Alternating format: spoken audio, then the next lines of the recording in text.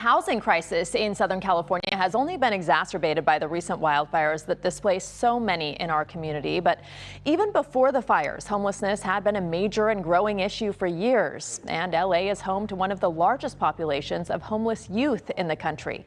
So we wanted to take a look at the issue through the eyes of the children experiencing it.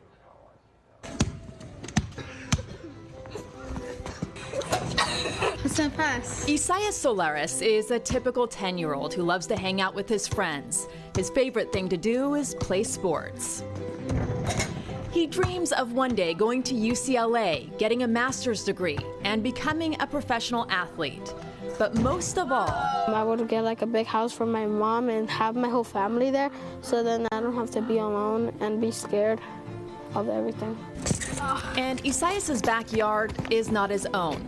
Plunged into poverty and abuse after his father's death, he's one of dozens of kids staying at Hope Gardens, one of the few Los Angeles area shelters that accepts women and children. He's been there for a year with his mother and 12-year-old sister, a welcome respite after the horrors of Skid Row. When you think of other kids who have a mom and a dad and a family and a house, do you ever get sad about that and wish that you had those things? Well, I kind of be jealous. Yeah, I'll be jealous and I'll be sad. According to a CBS analysis of California Department of Education data, there were more than 61,000 unhoused students enrolled in Los Angeles County in the 2023-2024 academic year. It's sad because they have to go through that struggle that I've been through, and I don't want anyone else to go through that struggle again. Can you describe that struggle for me? The struggle is like trying to find a safer place to be at and try to like survive with food, clothes, and different stuff. 12-year-old Violet Toole has also lived at Hope Gardens for the past 2 years with her mother and 2 siblings, who she helps care for.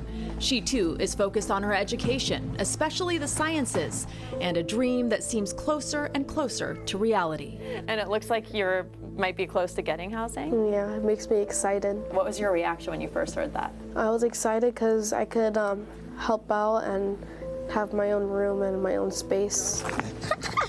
She finds comfort in friends like 10-year-old Christy Hicks, who also went from shelter to motels, and finally to the Union Rescue Mission downtown before they were transferred to Hope Gardens. What was your living situation before you came here?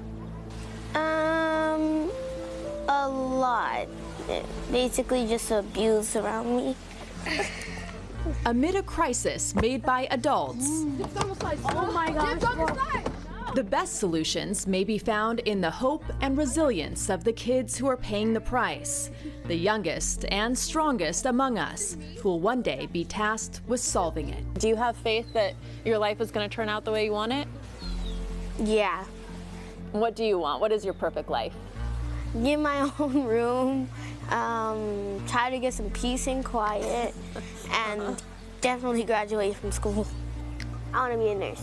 A nurse? That's awesome. Why do you want to be a nurse? Because I want to help people who are in need and people who are hurt.